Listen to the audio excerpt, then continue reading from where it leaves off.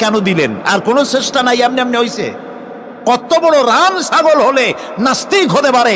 জানোয়ারের চাইতে নিকৃষ্ট নাস্তিকেরা, পশুর চাইতে কুত্তার চাইতে নিকৃষ্ট যারা নাস্তিক। কুত্তায়ও আল্লাহরে চেনে, সুবহান আল্লাহ বলে, আল্লাহরে চেনেছে। গরু ছাগল আল্লাহ যা বানিয়েছে সব আল্লাহর হুকুম মতো তার নিজস্ব পরিমণ্ডলে থাকে। মানুষ নামের কলঙ্ক ওই সব মানুষ যারা বিশ্ববিদ্যালয়ে চাকরি করে আমাদের সন্তানদেরকে নাস্তিক বানায়। এর একটা শয়তান কয়েক মাস আগে দূরে কোথাও গিয়ে আল্লাহ জাহান্নামে নিয়ে গিয়েছে। ওর কবরে জাহান্নামের আগুন জ্বলুক কিয়ামত পর্যন্ত। সে একাই শয়তান নয়, বিশ্ববিদ্যালয়ের অসংখ্য ছেলেদের মেয়েদেরকে ধ্বংস করেছে, ইমান নষ্ট করেছে। প্রিয় ভাই সব, আল্লাহ রাব্বুল আলামিন তার অস্তিত্বের প্রমাণ রেখেছেন আর বলেছেন, দেখো কোনো ভুল পাও নাকি। আল্লাহর এক দরবেশ বান্দা এক বট গাছের নিচে বিশ্রাম করতেছিলেন আর সূরা মুলক পড়তেছিলেন। এই আয়াতের কাছে এসেছেন, হাল তারা মিন ফুতুর, দেখতে পাও কোনো ভুল? শুয়ে শুয়ে বলতেছে, আল্লাহ তোমার সৃষ্টি জগতে তো ভুল ধরার কোনো উপায় নাই, কেউ ধরতে পারবে না, তবে আমার চোখে একটা জিনিস বেমানান মনে হয়। ভুল ধরতে কারো ক্ষমতা নেই, একটা জিনিস আমার কাছে বেমানান লাগে। একা একা বলতেছে, সেটা হলো এই, তুমি তাল গাছ বানাইছো যেমন তালও সেই রকম বড়, বেল গাছ যেমন বেলও বড়, নারকেল গাছ যেমন নারকেলটাও বড়, কিন্তু এত বড় বিরাট বট গাছ ফল একেবারে এতটুকু এতটুকু, এইটা একটু বেমানান লাগতেছে। এই চিন্তা করতেছে দরবেশ সাহেব, হঠাৎ করে একটু বাতাস এসে গাছের ডাল আন্দোলিত হয়েছে। একটা আধা পাকা বটের ফল অনেক উঁচু থেকে ছিঁড়ে এসে দরবেশের নাকের উপরে পড়ছে, নাকটা জ্বলে উঠছে। দরবেশ সাহেব বলছে, আস্তাগফিরুল্লাহ, আল্লাহ এটা তো ফল না, এটা আমার চিন্তার জবাব। আমি চিন্তা করতেছি গাছ আনমান ফল হয় নাই, তাল গাছ যেমন ফল যেমন, বট গাছ যেমন ফল যদি ওই আকারে হইতো, ফলটা যে পজিশন নিয়ে আমার নাকে পড়ছে এতে তো আমার নাকও যাইতো মাথাও যাইতো। সুতরাং আল্লাহ রাব্বুল আলামিন তার সৃষ্টি জগৎকে আপন কুদরত দিয়ে সুন্দর করে সৃষ্টি করেছেন। ভাগ্যবান তারা যে আল্লাহকে স্বীকার করে 5 ওয়াক্ত নামাজে আল্লাহকে সেজদা দেয়, সুবহানাল্লাহ। আর শিক্ষক নামের, শিক্ষিত নামের কলঙ্ক ওই সব মুসলমান যারা মুসলমানের ঘরে জন্মগ্রহণ করে নিজেকে নাস্তিক বলে পরিচয় দেয়, নিজেকে যারা বামপন্থী বলে পরিচয় দেয়। মুসলমান তা আবার বামপন্থী, আস্তাগফিরুল্লাহ। কোরআনে কারিমে আল্লাহ তাআলা বলেছেন, আসহাবুল ইয়ামিন আসহাবুশ শিমাল, ডানপন্থী আর বামপন্থী। রাসূলুল্লাহ বলেছেন, বাম হাতে খায় শয়তান, তোমরা বাম হাতে খাবা না। বাম দিকের কামটাই শয়তানের, বাম দিকে কাম কার? জোরে বলেন। এই জন্য রাস্তা দিয়ে হাঁটবেন, ডান দিক দিয়ে হাঁটেন। কিছু খাইবেন, ডান দিক দিয়ে খান। কিছু শুরু করবেন, ডান দিক দিয়ে করেন। মুসলমানের কাজ সব ডান। ডানপন্থীদের নেতা পয়গম্বরেরা সব ডানপন্থীদের নেতৃত্ব দিয়ে আল্লাহ রাব্বুল আলামিন কিয়ামতের দিন ডানপন্থীদের নিয়ে আল্লাহর নবীরা জান্নাতে চলে যাবেন। আর বামপন্থীদের নেতা শয়তান, বামপন্থীদেরকে শয়তানের নেতৃত্ব দিয়ে সবগুলিকে জাহান্নামে নিয়ে যাবে। এই জন্য দেখবেন বামপন্থীদের যত নেতা আছে, একটা নেতাও মসজিদে যায় না, নামাজ পড়ে না। প্রিয় ভাই সব, কপাল পোড়া না হলে কোন মুসলমানের সন্তান বামপন্থী আন্দোলন করতে পারে না। হতভাগ্য, নিকৃষ্ট, জঘন্য।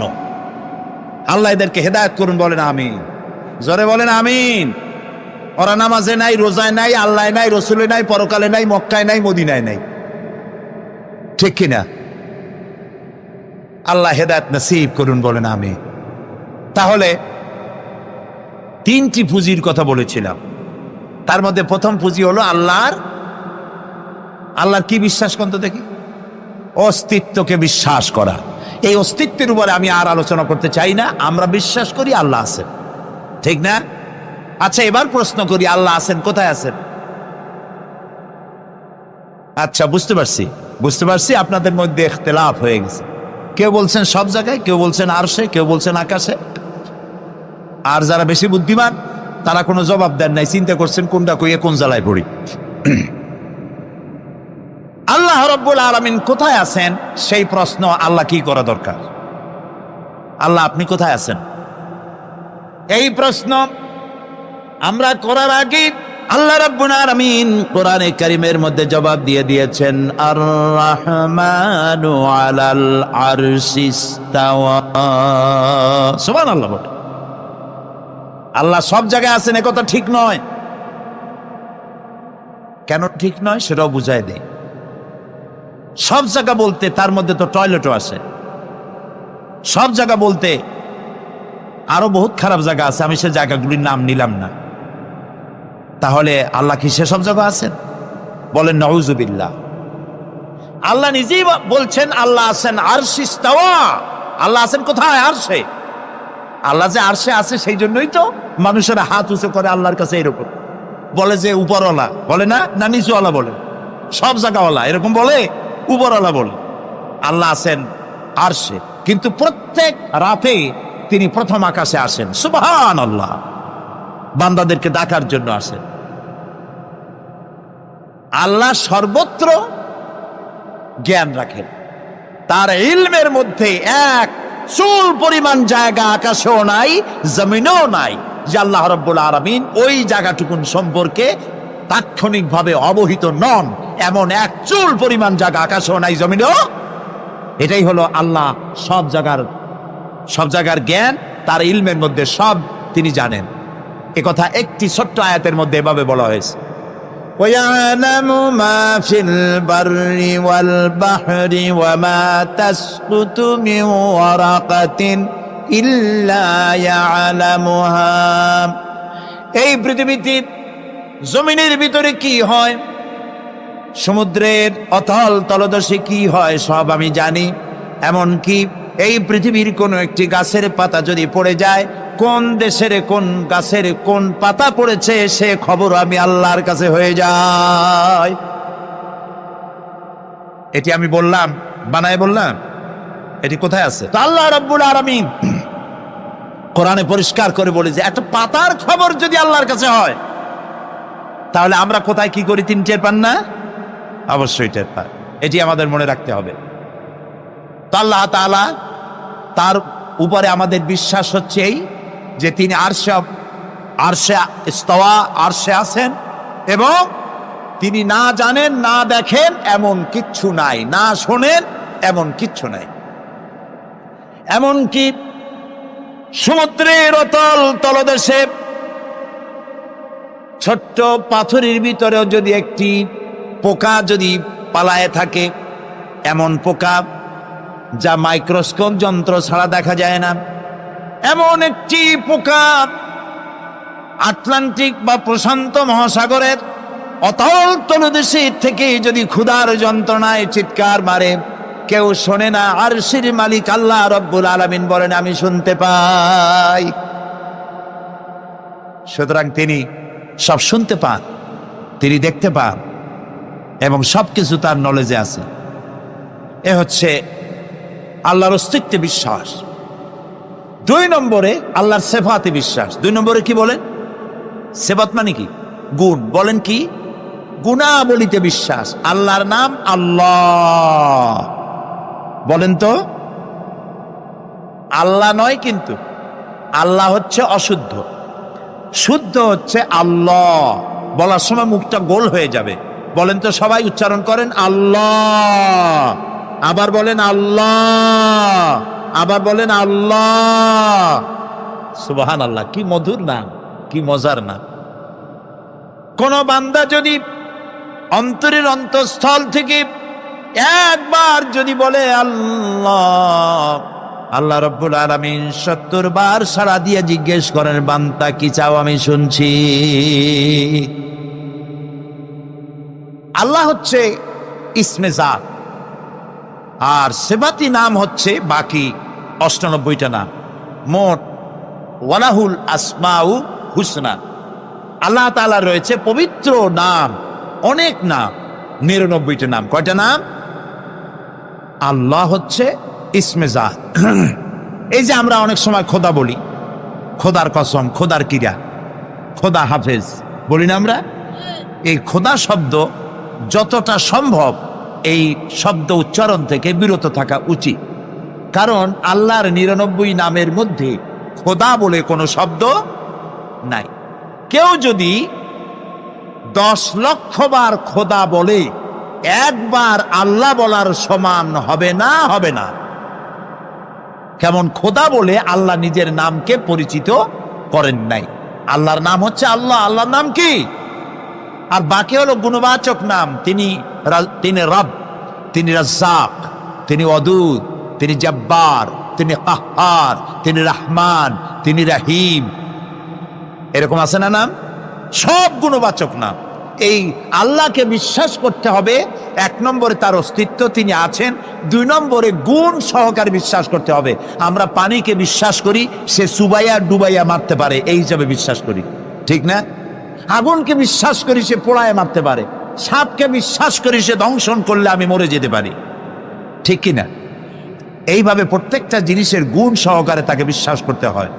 সেই জন্য আল্লাহকে আল্লাহ আছেন এইটা শেষ কথা নয়, তার গুণ সহকারে তাকে বিশ্বাস করতে হবে। তিনি হচ্ছেন খেতে দেওয়ার মালিক, রাজ্জাক। মানে বলেন তো নামটা কি? রাজ্জাক মানে কি? রিজেক দাতা। কে রিজেক দাতা?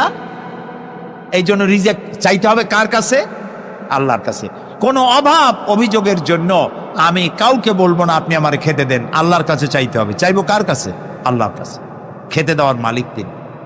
আচ্ছা বলেন, এই পৃথিবীর মধ্যে মানুষেরা বেশি না হাতি, ঘোড়া, বাঘ, ভল্লুক, ময়না, টিয়া, মাছ, পাখি, পতঙ্গ, কীট এগুলো বেশি? কোনটা বেশি? আমরা বেশি না ওরা বেশি? ওরা বেশি, ওরা বেশি। এই যে অসংখ্য হাতি আছে পৃথিবীতে, হাতির পেট বড় না আমার পেট বড়? গন্ডারের পেট বড় না আপনার পেট বড়? কুমিরের পেট বড় না আপনার পেট বড়? আচ্ছা, এখন এই সব প্রাণীদেরকে কে খেতে দেন? আপনার আমার তো ব্যাংকে ডিপোজিট আছে, কম থাকুক বেশি থাকুক, গোলায় ধান আছে, চাউল আছে, বাড়িতেও আছে, আছে না? কিন্তু এই যে পাতিশিয়াল, ফক্স, পাতিশিয়াল চেনেন তো? চিনবেনই তো, সাংঘাতিক চালাকিগুলি। এই পাতিশিয়াল কোন ব্যাংকের ম্যানেজারের কাছে গিয়ে বলছে যে ম্যানেজার সাহেব, এখন তো পৌষ মাস, আমি 10টা মুরগি চুরি করে আনছি, আমার নামে একটা অ্যাকাউন্ট খোলে, বৃষ্টির সময় যখন আমি চুরি করতে পারবো না তখন এগুলি উইথড্র করে আমি আমার পেট বাঁচাবো। এই কথা বলেই শিয়ালের নামে, বাঘের নামে কোনো অ্যাকাউন্ট আছে ব্যাংকে? কোরআন শরীফে আল্লাহ তাআলা বলছেন এমন অনেক প্রাণী আছে পৃথিবীতে যারা তাদের রিজেক সংগ্রহ করে রাখে না। আল্লাহ বলেন আমি আল্লাহ তাদেরকে রিজেক দেই। কে দেয়? আয়াতটি নাযিল হয়েছে হযরত সাদ বিন আবি ওয়াক্কাস রাদিয়াল্লাহু তাআলা আনহুর ব্যাপারে। তিনি 18 বা 19 বছর বয়সে ইসলাম কবুল করেন এবং ইসলাম কবুল করার পর তার মা হামনা বিনতে সুফিয়ান, আবু সুফিয়ানের ভাইজি, তিনি দারুণভাবে অসন্তুষ্ট হয়ে গেলেন এবং তিনি অনির্দিষ্ট কালের জন্য ধর্মঘট করলেন, অনশন ধর্মঘট। অনশন ধর্মঘট কিন্তু নতুন কিছু না, আগেও ছিল।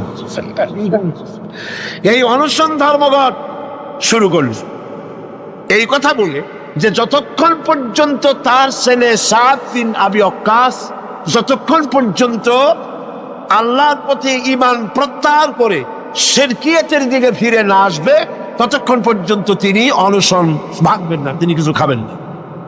তার মা দলিল হিসাবে পেশ করলেন ছেলের সামনে যে দেখো পুত্র, তোমার কোরআন অনুযায়ী আমার হুকুম মানা, আল্লাহর হুকুম, আমার হুকুম তোমাকে মানতে হবে।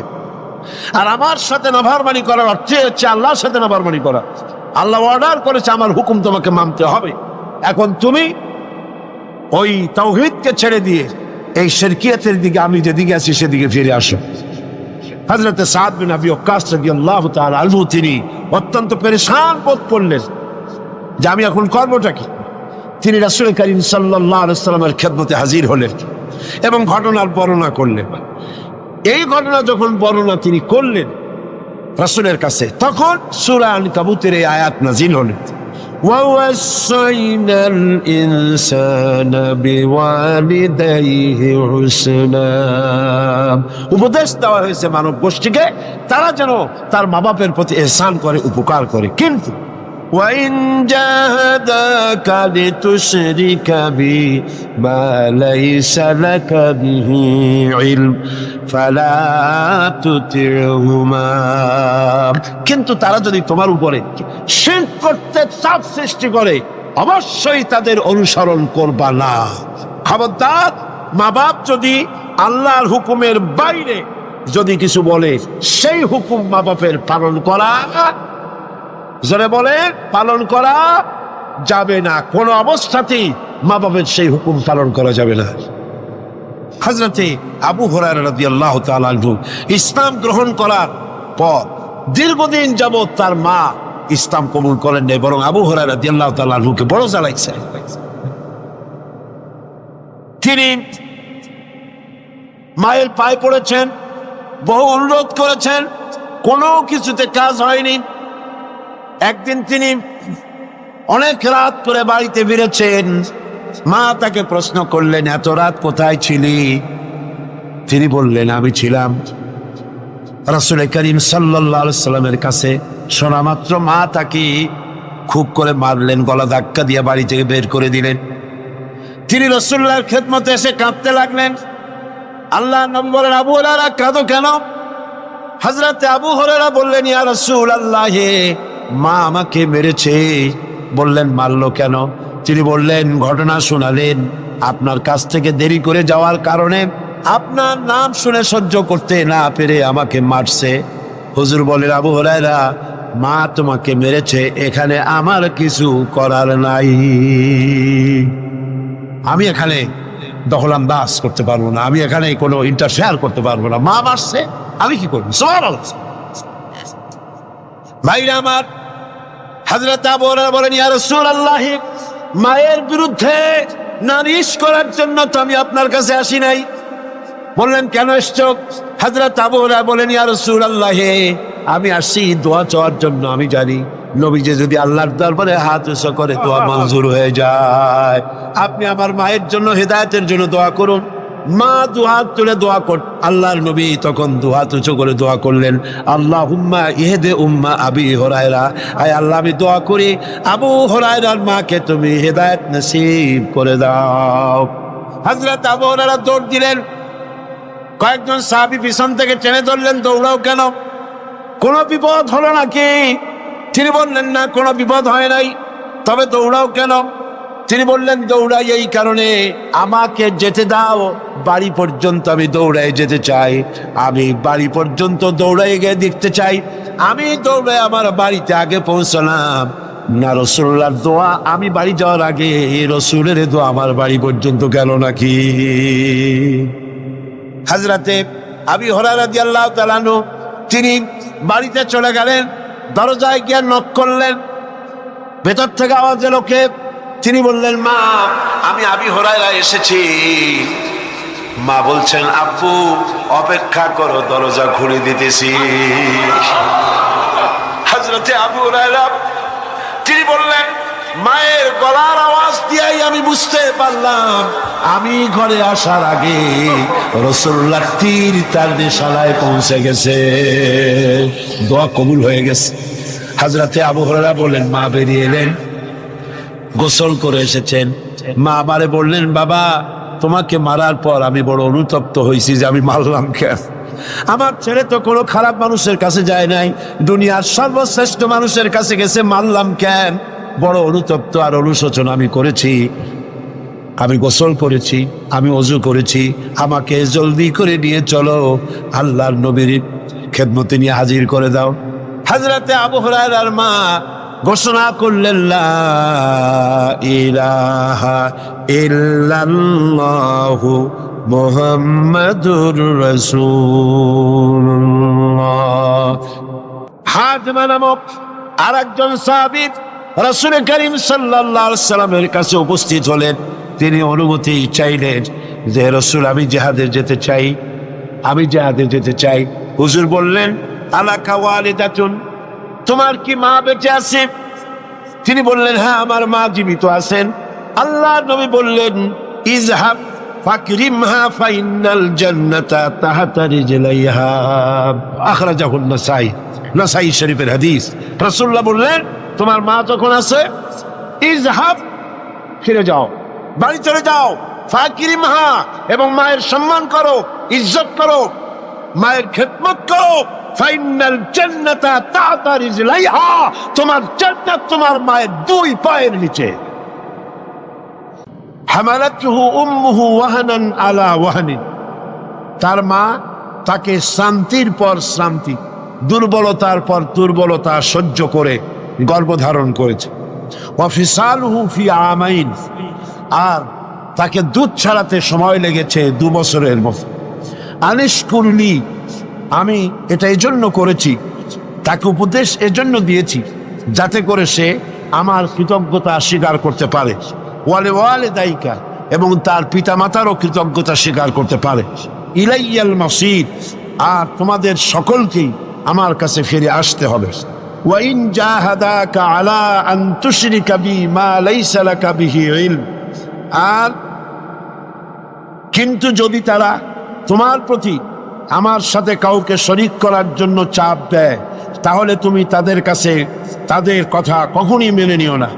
দুনিয়ায় তাদের সাথে সদাচরণ করতে থাকো, কিন্তু মেনে চলো কেবলমাত্র সেই